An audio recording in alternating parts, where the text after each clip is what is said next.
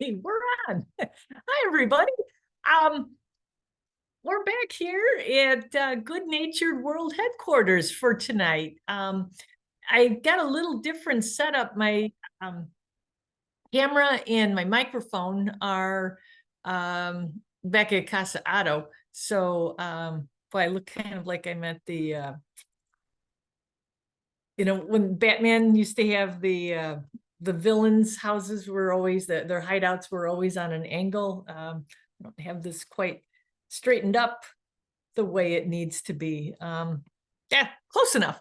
Nice to see y'all, and thanks for joining in on another hour of good nature. We've got a huge range of things to go over tonight because we're in another one of those transition times. We're moving into fall. I know the calendar says it's still summer, but there's a lot of changes going on. It's dark outside, for one thing. The sun, we're losing about 2 minutes a day of daylight. So those are changes that we notice in the amount of indoor lights that we need to turn on in the evening, or the time that we turn them on. But nature is responding too as these days get shorter. The wildlife is picking up on it. Our trees are going to be responding to the reduction in the time that they have to photosynthesize. The leaves, I've seen some leaves, some trees already starting to change their leaves, although some of that might have to do with the lack of rain that we've been experiencing. Boy, it was a nice, refreshing change on Monday, though, wasn't it? Sunday into Monday. I think I heard we got over an inch, and it was just kind of gentle rain. It wasn't a lot of thunder boomers, wasn't a big torrent. So yeah, I threw some. Actually reseeded a part of my front lawn where the weeds had died. So I added white Dutch clover seeds. I want to see how that responds in that sunny area. I've always wanted to have a clover lawn, so I'm going to give it a little test there, see how it goes. But anyway, I had some show and tell things that are at the house. So I think we'll just go ahead and start. I'll save those for next week, and we'll go ahead and start with a video that I received. I've been kind of seeing this in different places. Particularly, I was over at I was at the Nature Center one day, and then I was at Leroy Oaks another day. And above open fields, I was seeing a lot of activity. Maybe you have noticed this too. Dragonflies. We are in the midst of not just bird migrations, but also dragonfly migrations.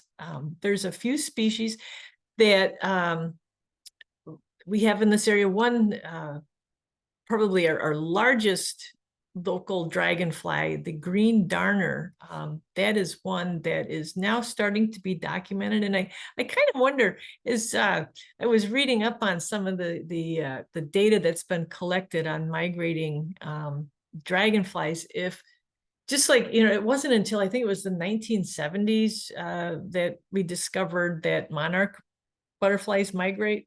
Nobody really delved into where they go in the wintertime. And I wonder if now we're looking at dragonflies. I wonder if there's going to be a lot more discoveries with regard to how insects move around. Part of what they're doing with these migrating green darners is they are examining the wings. And they've got, this was, the article was in the Smithsonian. I've forgotten the lab where they were looking at the wings, but wings, even as little nymphs in the waters, little immature insects, those the exoskeleton, that covers the insect, is building up, I believe it was hydrogen, for lack of a better word, particles. But those hydrogen particles can be traced back to different parts of the country. And they can find out where that dragonfly, it might be flying in Illinois, but it might have remnants of where the pond that it grew up in that could have been down in like Georgia. We're not just talking a short little flight down to say Springfield. These are going for hundreds of miles. Now, it's not one insect that's going to go back and forth like we see with birds. It's going to be, one generation is going to go in one direction, and another generation will come back in the opposite direction, but they'll be holding hydrogen from different parts of the country from wherever they developed at. Well, with that said, I wanted to share with you, and let me see if I can still remember how to do a screen share, because it seems like every week I have to retrain myself. This was a video that was sent by my friend Amber, who lives down in Batavia. Her yard faces a pond, and look at this. All of those insects flying there are dragonflies. That would stand to reason that they were there. The pond probably is furnishing little gnats and mosquitoes and other insects for them to feed on. This video was taken on Sunday. It's a pretty shot with the sun there on the water. This was in the evening on Sunday. Amber they had hosted a birthday party for her daughter, and I was thinking, well, gosh, maybe the dragonflies came by for a little bit of cake and ice cream or something, but it was probably the insects that they were there for. But she said that they're hanging out around this arborvitae, and I'm betting that was a good spot for them to then spend the night. And then the next day we had rain, so they may have been pushed down. Could have been that the pressures that were changing in advance of that rain system that was coming in may have put all these insects together. I don't think they flocked together like birds. I don't think it was a conscious effort on their part to all come together, but I think the conditions there were something they all found favorable and caused them to mass up for that reason. She said they were gone today. Yesterday it was kind of hard to see with the rain what was going on out there, but they're gone today. And but there's still dragonflies moving through. Someone texted me this morning that he estimated about 100 dragonflies were above the field near his yard late this morning. So keep your eye open. The dragonflies are migrating. And with that, I'm going to see if I can move over here. Let's see. Can I do this with the single share? I might have to reselect. I'm going to stop this share. I'm going to start a different one because we're going to go to the birdcast.info website. That's one of this was the Smithsonian, or this is a kind of a cool article if you want to look it up. This was from 2019, but it outlines that research. Here's the green darner. That's a male green darner. And it teases out how they've been able to find this information. 800 green darner wing samples collected over the last 140 years. I'm just thinking, you probably can't see this, can you? I'm not sharing it. Or am I? No, I don't think I'm screen sharing right now. Let's go back here. I will pull that up so you can see it. Screen share. Let's go with this. Then we'll go over here. So here we go. Now we're sharing. That's the green darner. And then here they've analyzed more than 800 green darner wing samples collected over the last 140 years.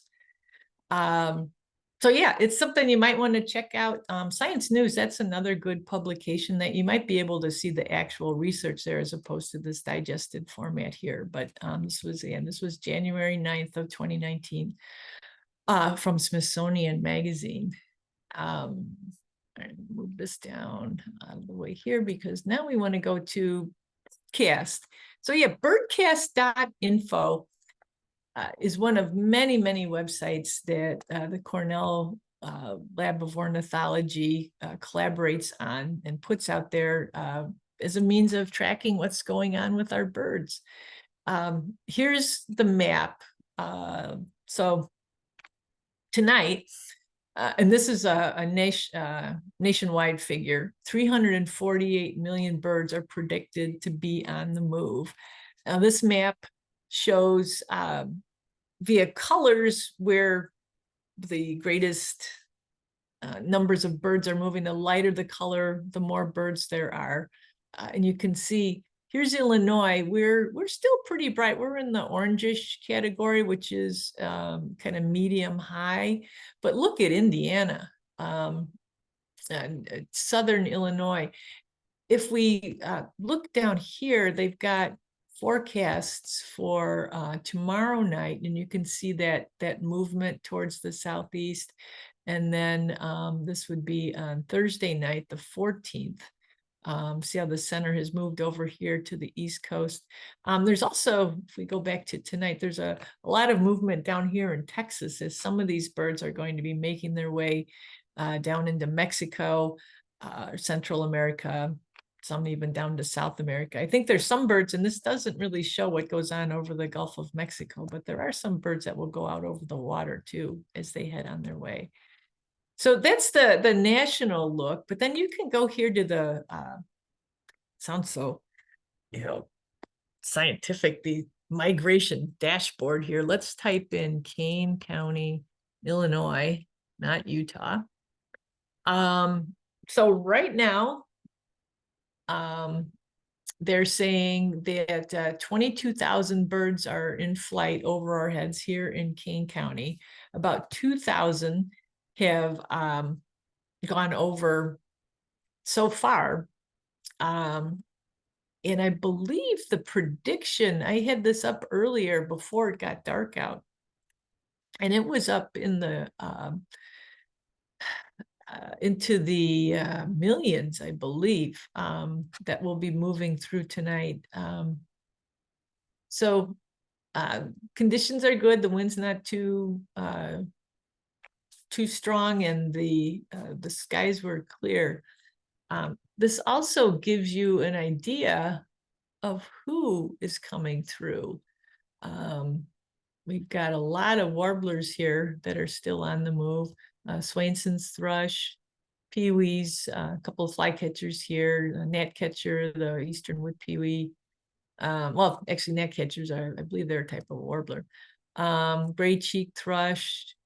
All of these birds are expected to be in what's flying overhead tonight, which brings me to another reminder I was going to throw out. If you've got outside lights, if you could turn them off, the birds would greatly appreciate it. Even if you're inside, if you can pull your shades down to keep your inside lights from bleeding out into the outside. There's a lot of mystery still surrounding migration, but bright lights coming from below is not something these birds have co-evolved with. It's distracting, it's confusing, it can lead to collisions with windows. So the darker we can make it down here on the ground, the easier it's going to be for them to fly as they're going through up in the air.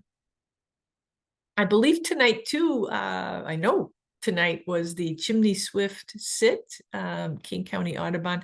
Rich and Marion Miller have spearheaded the the education effort for teaching people how to coexist with chimney swifts. Just because they're in your chimney doesn't mean that disaster is impending.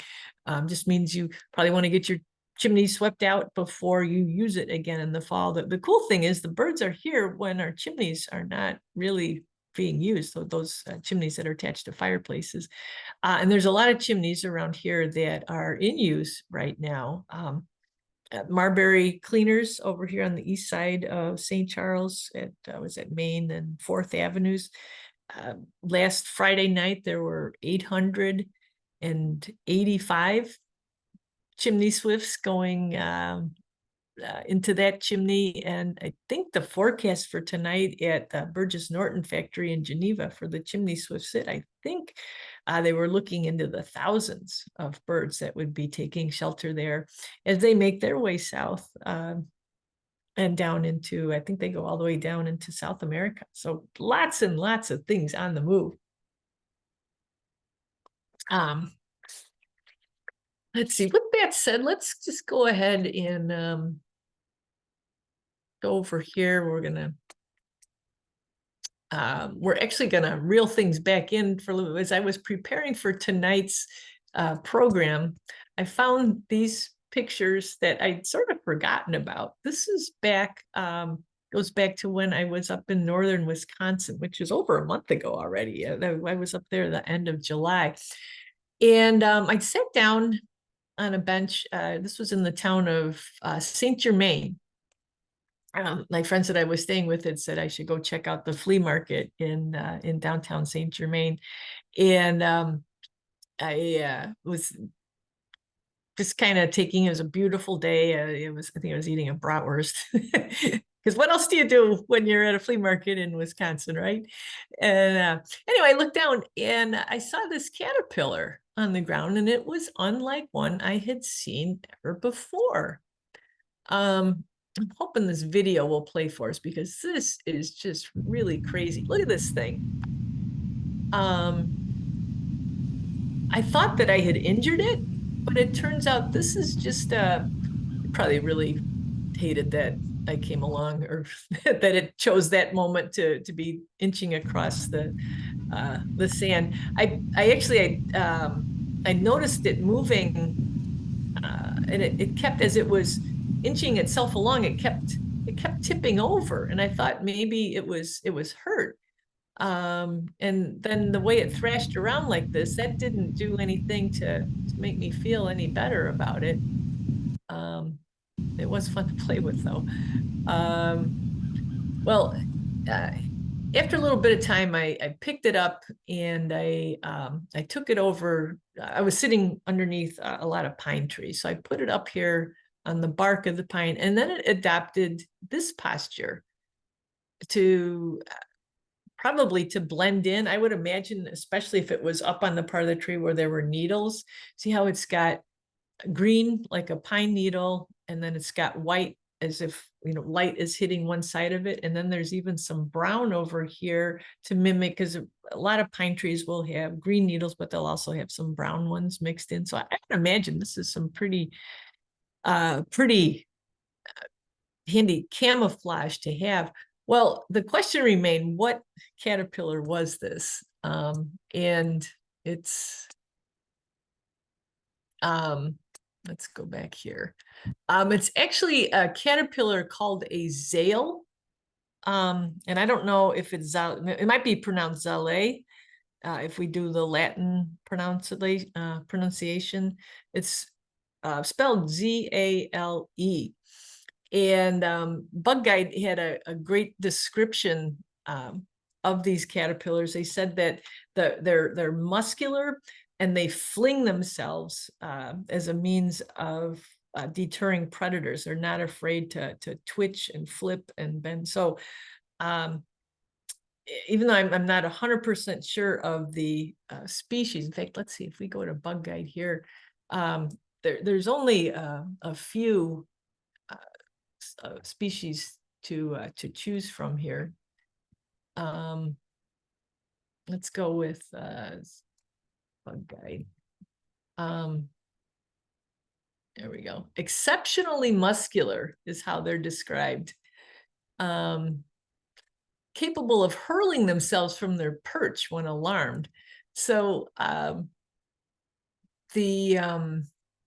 see if we go back here to the species. This is, I think, what the species was, and this is what the moth looks like. You can see how it would camouflage quite nicely on that pine bark where that caterpillar was living. So cool species. I don't know if they're particularly common here in Illinois. we don't have a lot of pine trees, and I think that's their preferred food. So, but if you happen to find yourself in an area, if you do head up north, keep an eye open for these. They're neat to look at, and they're fun to play with too. There he goes. All right, so this was the scene that greeted me on Friday. I was out walking the dogs Friday around lunchtime, and I happened to notice the native plant. It's part of an effort the park district had started. Oh gosh, probably in the late 1990s. It was called Growing, Not Mowing, and it was taking parks like this one. This is Davis Park here in St. Charles. It has a lot of turf grass. And the idea was to convert some of that turf area to native plants that don't need to be mowed, don't need to be watered. We're saving labor, we're saving emissions, all kinds of good things. Some of these plots over time have fared better than others. The diversity of some plots is higher. This one in the back here has been pretty much overrun, with Canada goldenrod. This is a goldenrod that's called Showy goldenrod. And I was really struck by how busy. Now, goldenrods this time of year, they're busy places. This is a late blooming plant. There's going to be a lot of insects taking advantage of this nectar source. A lot of plants are done. But these goldenrods are still putting out pollen, putting out nectar, which is very, very helpful to our late season insects. I mean, there was just so much going on here. Let me see if we can zoom in and take a look. All these dark spots, look at this. These are all bumblebees. They're just blanketing this showy goldenrod. And what I thought was even more interesting was, let's see, let me zoom back out of this. If we go just across the path, here's a little close up here. We've got some soldier beetles, some bumbles. They were just, just mobbing this plant. But over here, this is the Canada goldenrod. And if we zoom in here, there really wasn't much going on. Now, some of these plants, you can see some of these goldenrods haven't quite opened fully yet. So I don't know if that was why the showy was that much more attractive, or if there's something within these plants that the insects prefer the nectar and pollen of the showy over the Canada. Now, Canada, I know a lot of places, St. Charles Park District included, will try to manage. It's not a high priority. There's certainly other introduced and invasive species that are a bigger problem, but in some of our higher quality natural areas, I know they will pull this out so that it doesn't get a firm hold there. It doesn't just grow by seeds.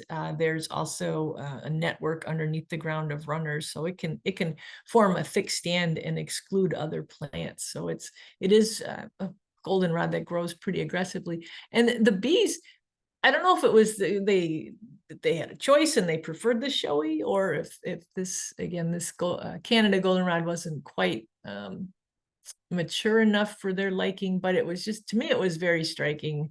The bees' preferences on this particular day. They were all over that showy goldenrod, which then reminded me of a little hobby that you too might want to partake in. It is petting the bumbles. My friend Terry reminded me of this the other day. Generally speaking, these are pretty amiable types of insects. They're intent on their own business, and yes, you can approach them, and yes, you can pet them. I suppose if you're allergic to bumblebee stings, you wouldn't want to push it, because I suppose there could be that that chance that one might get aggravated and turn on you. But I petted a whole bunch that day, and I was trying to get a decent picture. This was all the best that I could do, but it was a fun little exercise in getting to see what our bumbles were up to. Now, there's a number of water features in our St. Charles parks, and this is the one over at Mount St. Mary's. It has a really nice population of these guys here. These are water striders. You know, and I remember as a kid hearing people talking about them and referring to them as water spiders. But if we look here, they don't have 8 legs. They have 6 legs, and they are nonetheless they are predators, as spiders would be. They skim across. They take advantage of the surface tension of the water, and they skim across the top. I kind of like this one. This kind of reminded me of you know, like a fighter jet formation or something. These 3 guys, although 2 are going one way and 1 is coming back the other way. But they have these predatory forelimbs here, and they use those to catch other aquatic insects. One of their most commonly captured prey items is mosquito larvae. Mosquito larvae, they hang at the surface. They're called wigglers or wrigglers because they breathe from a tube at the tip of their abdomen. So they're one of the butt breathers. They take in oxygen from the air, not the water, and they do that by hanging at the surface of the water. So when they come up for air, these guys will grab them. I didn't see any mosquito larvae in this little pond, which was probably due to these guys being on patrol. We often talk about dragonflies being fierce predators of mosquitoes. The dragonfly nymphs will feed on the immature mosquitoes in the water, and the adults will capture them in the air. Well, these guys, not so good at capturing the adults, but they are aces when it comes to catching those larvae that are in the water. Now, this was a little butterfly that caught my eye. I was actually heading down on Sunday to meet some friends at Geneva's Festival of the Vine, and I was running just a little late, but thought, you know, if I stayed focused and on you know, just, you know, trotted right along, that I would still be able to make our 11 o'clock meeting time. Well, this was in my front yard, so I didn't make it very far before I had to stop and take some pictures. This little butterfly, it caught my eye, and what the name that registered was the tailed blue. And then when I looked it up later, I realized I wasn't too far off. Its full name is the eastern tailed blue. Now, this is a tiny little butterfly. The only reason I saw it was it fluttered and landed, and then it fluttered and it landed again. Their wingspan is something around 1 inch to maybe 1.5 inches. That's both wings spread out, so not big at all.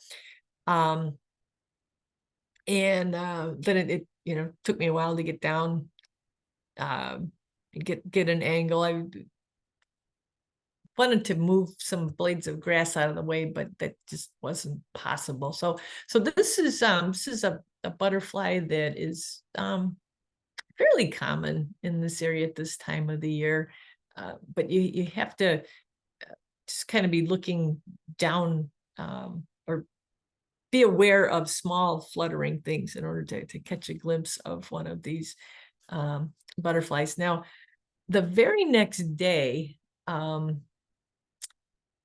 Facebook friend posted this picture, and he had it labeled as a gray hair streak. And I thought, ruh-roh, was I thinking tailed blue when I should have been thinking gray hair streak?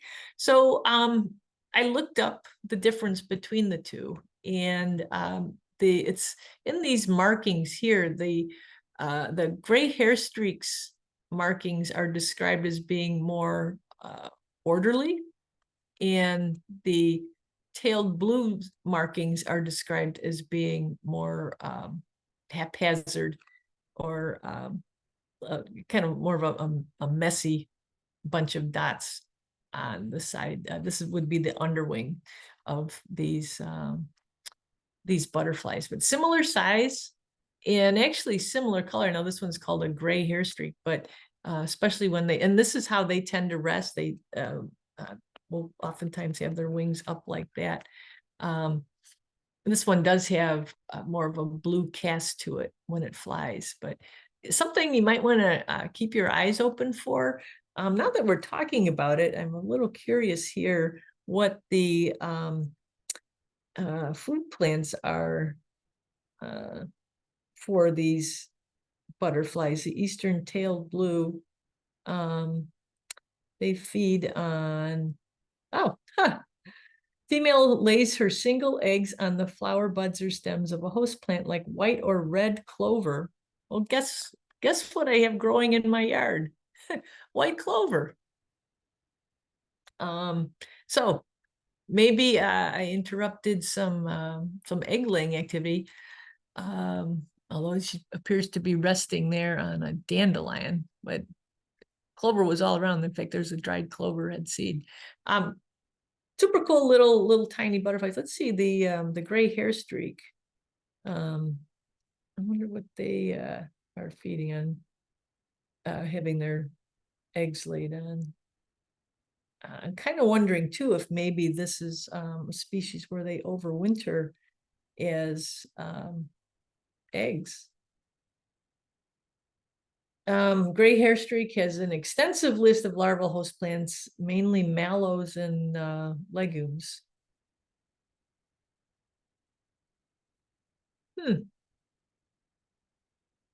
Well, anyway, neat little butterflies. Keep your eye open for them. They are out right now. So this caught my eye. This was why I was running late yesterday. This was in the rain. This is also over at Davis Park. This is a silver maple that was growing along a path. And I saw this from a distance. And frankly, I was excited because I thought it might be a puffball mushroom. But then as I got closer, I could see that it was bubbles. And if we can get this video to play here, you can see where the bubbles were coming from.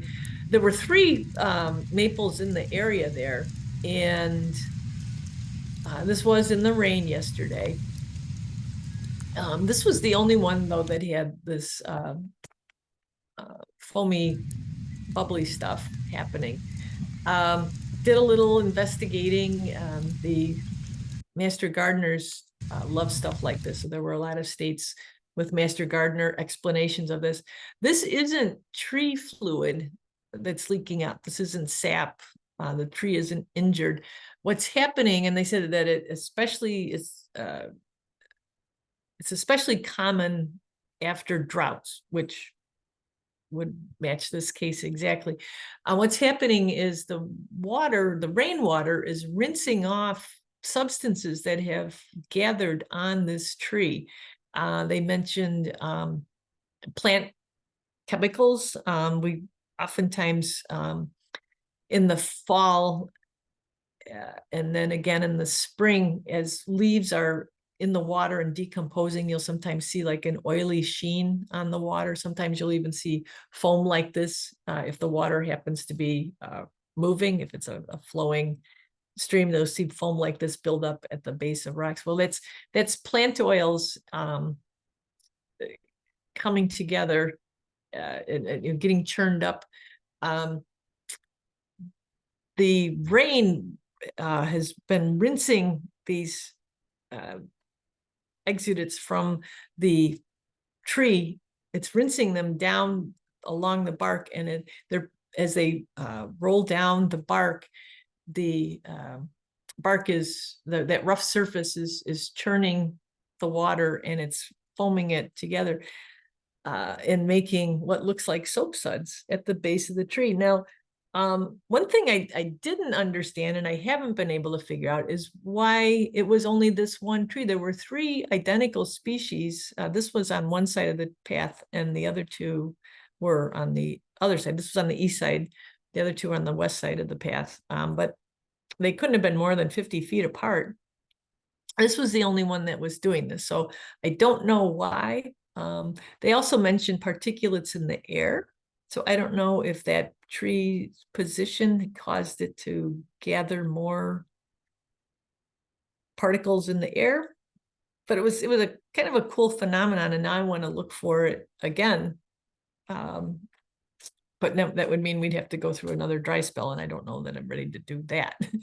But yeah, just kind of a cool thing, something to keep in the back of your mind for the next time those conditions occur. And then this caught my eye. Yesterday, I had visited a house. A woman is cleaning out some of her late husband's books, and she thought we might like some for the nature center. And this was in a pot outside of her front door. It's actually a plant pot, and this is a potter's wasp nest. She wanted to know if I wanted to take it with, and I was afraid if I did, I would disrupt what's going on inside. This still has a cap on. There's no holes on this, so the larvae is still in here. The potter's wasp collects mud and builds these little nests. The wasp itself isn't very big, and you can see this is my index finger here. So it is not a very big nest at all. And she will provision the inside chambers of this little nest. She'll have just enough room to stash either a beetle larva of some sort or a caterpillar, a small caterpillar. And then she will lay an egg on top of that. And that is what her little offspring will feed on, until which time they pupate, and then they will come out and start the process over again next summer. I don't know, the house is for sale. I'm hoping that this pot stays with it. The homeowner was going to maybe put some mums in it, but since she was aware of it, she was going to try and avoid harming or knocking this little nest down. Once I assured her that it was a wasp that was not going to cause her any harm. Potter's wasp are solitary wasps, as so many of our wasp species are. And this, okay, so this, if we look there, that's a young chicken. It's not sick, or it didn't have its comb pecked off. This is just a young bird. This is Morgan. We had a program last week at Primrose Farm, and I saw this really cool bug on her. I've been looking for one of these ever since my friend Nikki found one 2 or 3 years ago. She described it, Nikki, when she found her, she described it as a brontosaurus. Can you kind of see the outline? Doesn't it look like a dinosaur, or maybe like a Loch Ness monster in extreme miniature? So this is a treehopper. It's called the two-marked treehopper because of the 2 dots on its back. But it turns out there's a lot of interest in these insects because they are very host specific, and not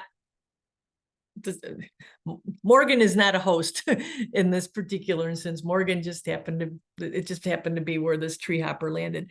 I don't know where we were working. There actually weren't a lot of trees overhead, but it wasn't too far from a black walnut tree. Well, it turns out that they look identical, but they live on different species of plants, and they signal each other. The males and the females talk to each other. I tried to condense a little bit the explanation here. The males will make vibrations on different parts of the plant, the stems, the leaves, and the females will sense those vibrations as they travel through the plant.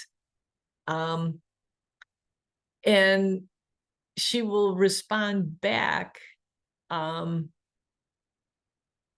hers are grunt-like sounds that are lower in frequency than the males. And again, this is all with very specialized hearing equipment. I don't know that we would be able to listen in with just our human ears. But what the entomologists are now finding is that because each of these or these tree hoppers are so specific to host plants that they are probably, in fact, a lot of different species that look identical but have evolved to be true to just a single host. So keep your eyes open for them. When Nikki had seen hers, there were a few of them, and they were lined up on a redbud tree, and they actually looked a lot like the little projections on the smaller twigs of the redbud tree. So I think there's some camouflage that is working in their favor too with this shape. When you figure how some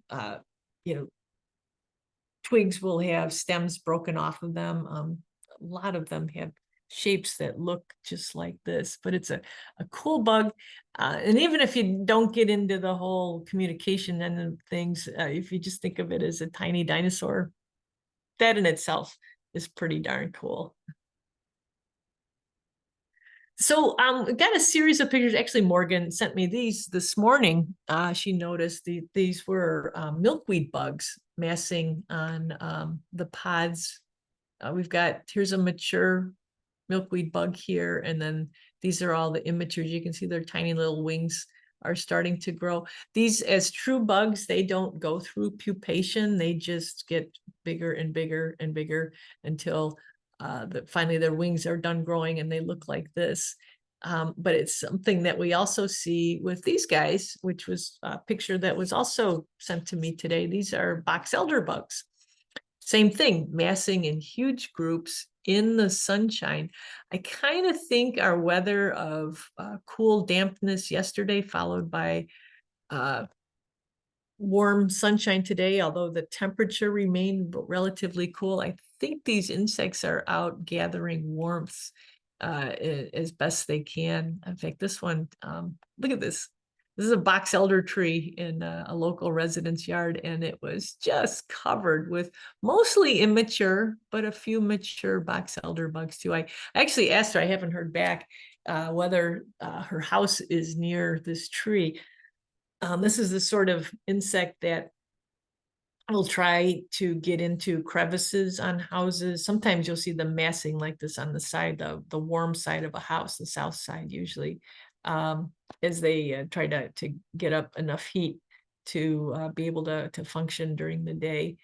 They're the kind of bug, houses can get infested with all kinds of bugs, and I know box elders aren't probably high on the welcome list, but they really are pretty inoffensive. They don't bite. They don't feed on anything. They're not like carpenter ants are going to be chewing through the wood in your house. They don't get into your food supply or anything like that. They just kind of want a place to hang out. But I don't really know of anyone who actually welcomes them. They're just kind of a byproduct of living near box elder trees. Now here, Jerry, I got to thank you for this next series of photos. You were out in the yard looking at all the spiders, and I think you're right on with this being a Neoscona species. That's one of a few genera of orb weavers that we have in this area. This one looks like it's got quite a prize there. I don't know exactly what it might be, but I'm pretty sure it was a bee. It was a bee? Yeah. Let's see. And I don't know, It was sometimes a very happy spider. yeah, sometimes when I import photos like this, it won't let me zoom in, but yeah, look at that. She's going to be in egg-laying mode soon, if not already. But this is one of the orb weavers. She's got another look. This must be like either the appetizer or the dessert up here. And then you sent this of an egg case that has been neatly packaged away for the winter. Spider silk is just so fascinating. There's a single spider can produce something like 6 or more types of silk depending on the uses that it needs it for. Some might be sticky silk for capturing insects. Some is made to be protective and binding like this. And then inside here, this is all weatherproof silk that's going to have to withstand the elements all throughout the winter time. It's tough. But a lot of it is also still somewhat flexible and stretchy. It's really an amazing material. I think there's one more here. Yeah, this was the funnel weaver. I'm gonna guess this is a grass spider that was living on. Did you say this was a coleus? But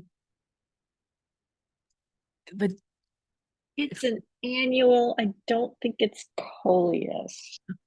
you were, and the spider doesn't really care because I bet whatever. I bet it's been living there all summer long. And yeah, if we look real close, you can see the outline in here of the spider hanging out. This is like the spider. Some of you might remember I had dining room spider. I brought her in and she lived in a tank on my dining room table. She made it almost through February. I brought her in. I felt sorry for her because she was trapped between the screen and the window in my dining room, and she really didn't get much to eat. She was skinny. So I brought her in, and she made this really unremarkable little web. And I thought, oh, the poor thing, she's so weak from lack of food. She can't even spin a proper web. Well, what I learned was that over time is how these webs develop. This isn't something that, like an orb weaver, they will spin a new web every night. They'll take down the old one, they'll process that silk, and then they'll spin a new web. These guys, they just keep putting layers of silk down, and it gradually gets broader and thicker. This silk isn't particularly sticky either. This is a spider that will lie in wait in this funnel here and wait for an insect to come tripping along, at which time she'll shoot out and grab it and inject it with some venom and feed on it. So yeah, lots. I love the diversity of the webs you were able to capture in your yard. This is the time of year. This is spider season from now until. I thought of you the minute I saw. Every time I take a picture, I'm like, damn spiders. And you're right, that is coleus. Okay. It doesn't look super pretty either. It's a really prominent plant in a pot. Okay. And so you walk past it and all you see is this giant spider web, but I can't get rid of it because now I care about spiders. Yeah, she appreciates that. I think I'm teaching a class. I better check my calendar. I think I'm teaching a class on spiders. We might be talking about spiders again next week because I'll be full of all kinds of fun spider facts. But yeah, this is now the time of year. And, these grass spiders, they oftentimes will be in our landscaping. If you've got shrubs, particularly if you've got evergreens used or things like that around your house, the front of your house, or even in our lawns, you'll just see this haze of web develop over time. And it's not that the spiders are moving in. It's just that, well, with this dry spell that we've had, they've been able to just keep adding to their nest, putting layer after layer down, and they become pretty prominent over time. Super cool. And then I got this photo came in this morning. This is from Steve. Well, he's a occasional viewer here on Good Natured. This is one of the underwing moths, which is, if we have to, if I had to choose a favorite group of moths, it would be the underwing or the catocala. It's the catocala genus. This is a group of moths that looks very plain until they spread their forewings out just ever so slightly, and you get a glimpse of that underwing, which is supposed to serve as a shock or a surprise to predators. This is a species, if you've ever gone baiting for moths, in fact, I haven't done it this year. I still have some in the freezer. It's a bizarre mixture. It's overripe bananas, and I think I put some maple syrup and some beer and some molasses, just all kinds of random sweet things. Let it sit on the counter for a little while so it got kind of fermented too. And then I painted it. This might have been during the pandemic. That was a good pandemic activity, to paint this substance on the trees, and then you see the moths that come to it. This is one of the underwings would be a group of moths that would be very much attracted to a bait on a tree like that. Doesn't hurt them. It's not sticky to where they get trapped or anything. But these are moths. They're caterpillars feed on a lot of our hardwoods, so you'd find them in mature woods. And each species, Linnaeus had a lot of fun naming these, giving them their scientific names, and then the trend kind of carried over to their common names too. He took this theme of a woman's life stages, like there's the young bride, there's the old wife, there's the widow, there's a whole bunch more too. But and the colors, some are brightly colored. I believe the widow is has a black underwing. So super cool, and something to look out for. Easily overlooked though, if they are spending the day quietly on tree bark, this camouflage on this upper wing here is just really phenomenal. A lot of times, some of them even look like they have lichens on them. They're just really, really fascinating, and good size too. I would guess that the wingspan on this would be something close to 3 inches.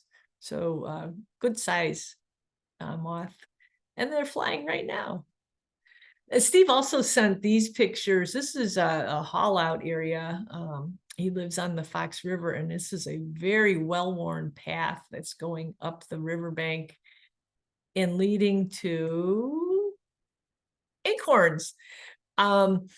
So he asked me in one email, he said, do you suppose that beavers eat acorns? And then he answered his own question quickly afterwards, because he actually found beaver scat amongst the acorns. Now, beaver scat is, I call it the holy grail of animal scat, because they so often beaver will eliminate in the water. And because their diet is all plant material, it's kind of, in fact, they are one of the animals that will actually consume their own scat and push it through a second time. It's so fibrous that it needs two times around to be able to get all the nutrients out of it. So it's hard to find, and when they do deposit it, a lot of times it's in the water and it just immediately breaks apart and washes away. But Steve was lucky enough, didn't send a picture, he's too much of a gentleman for that, but he actually did find beaver scat among the acorns. How cool is that? So add that to the list of plant items that beaver are known to consume. All right, with that, looks like we got some chats to get to before we call it a night here.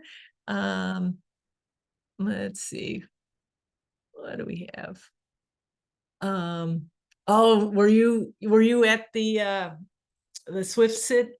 Thousands. Yeah, it's really a spectacle. And just because the Audubon chimney swift sit was tonight, it doesn't mean you can't go to Burgess Norton tomorrow. And if you're local, the best viewing point is along what is that, 6th Street. The factory that has the chimneys is at Stevens and 6th Street.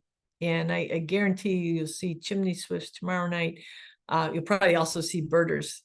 The official event is over, but the swifts, they don't care. They're still going to be coming through, and they'll be roosting in those chimneys.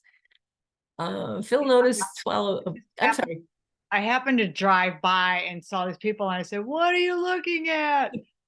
And I pulled over and got out, and I think I looked at my watch. Within 6 minutes, thousands. It was like smoke in reverse.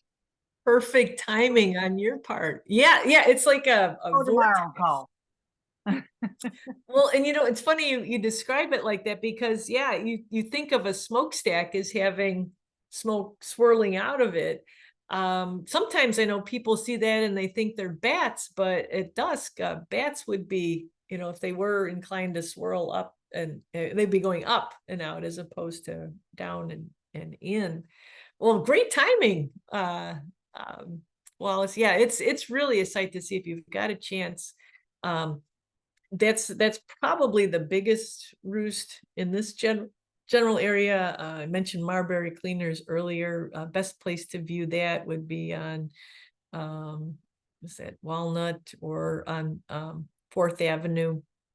Main Street, it's too noisy, it's too busy. You can't really, the chimney on the Marbury Cleaners building is at the back of the building.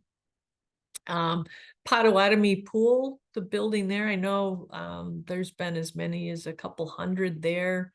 So there are, it's always fun to discover other chimneys too, that maybe have roosts that have not been monitored yet. So yeah, we've still got a couple of weeks, I would say, before the chimney swifts are done here. So some of that'll be weather dependent, but keep your eyes and ears open. And I think tonight it was probably about 7:15 or so when they started. Yeah, I looked at my watch, it was 7:25. Okay, And there by we go. 7:32, the last one was dropping in. Okay, cool. Well, yeah, check it out if you got a chance. And Phil has seen swallows feeding on dragonflies at Bowes Creek and Burlington. Okay.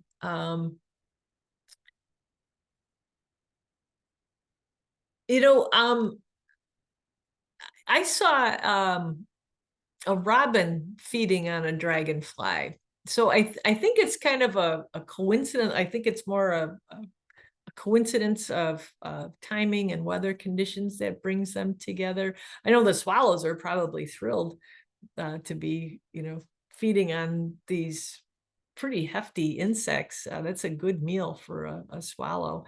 Now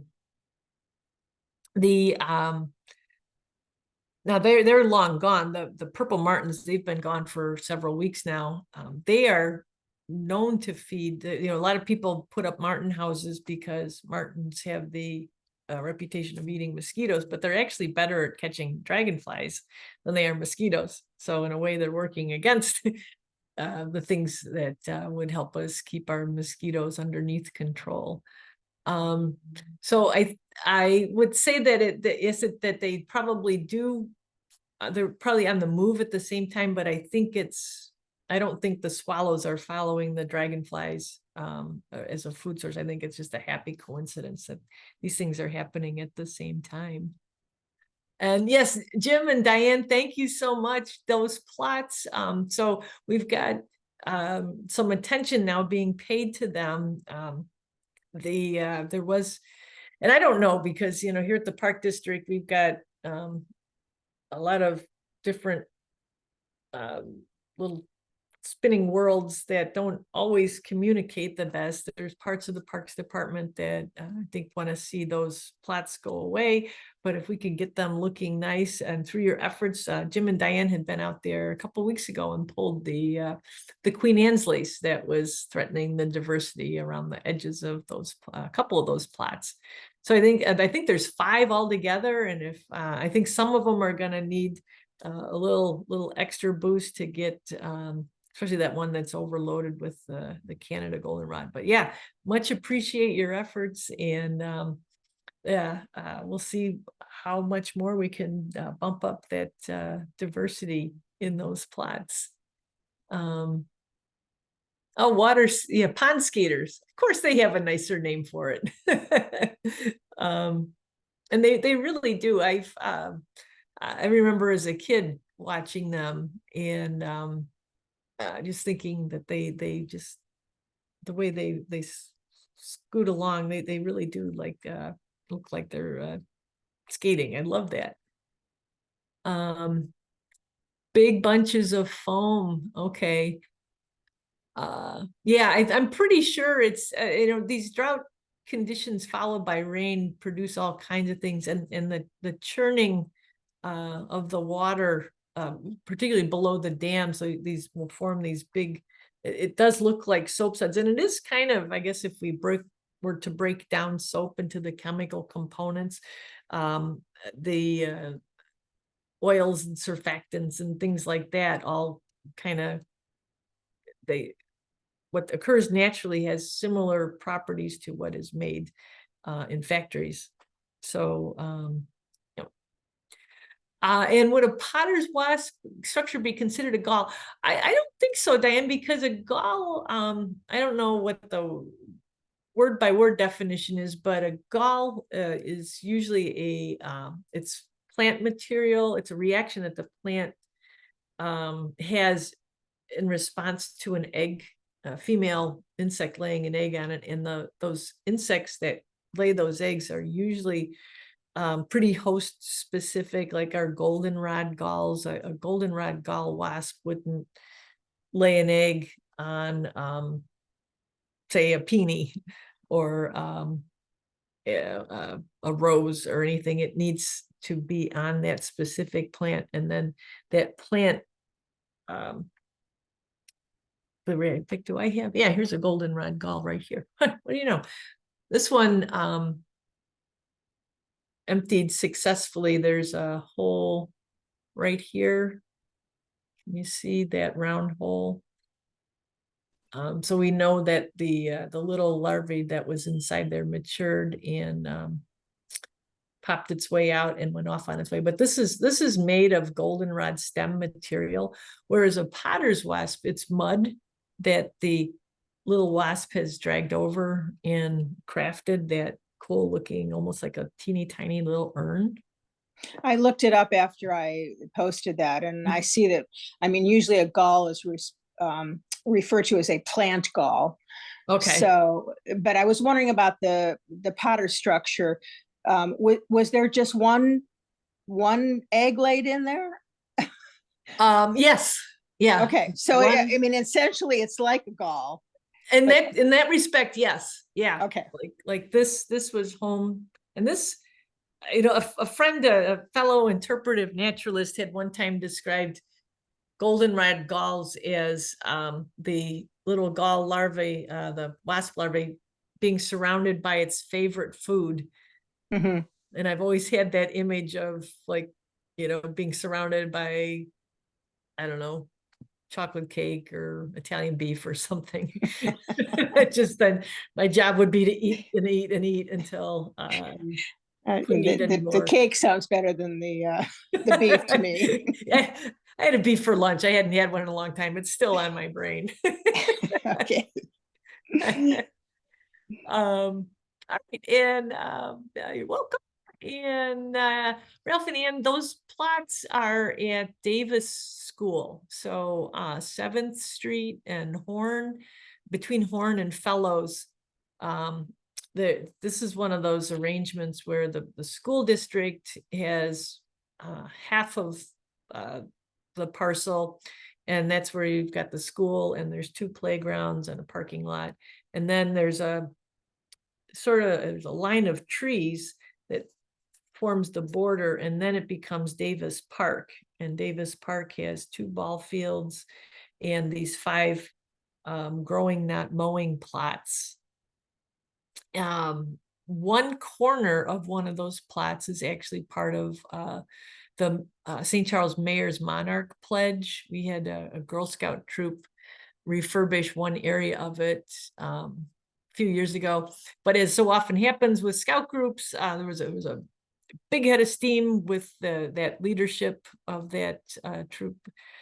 Gosh, that was 2018, so we're talking already 5 years ago. Well, those little girls that were, you know, they're in middle school, at least by now their interests have gone on. The parents are no longer attached to that park and that school. So that's why we've got volunteers like Jim and Diane to step in and get those plots shaped up. But yeah, I don't know if we've got other, I suppose Delnor Woods would be another example, but we don't have discrete plots there. It's just kind of more the woodland edges have been planted in natives to reduce the amount of mowing. With that, I think we are to the end of our questions, to the end of our comments, to the end of our time together. So folks, I much appreciate you tuning in. Let's see, next week next week we'll be back again. I believe we're taking the last Tuesday in September off. So we'll be back again next week with more good nature. Have a good rest of your week, everybody. Thank you, Pam. Pam. Thanks, Have a good everybody. night. Good night. Good night. Good night.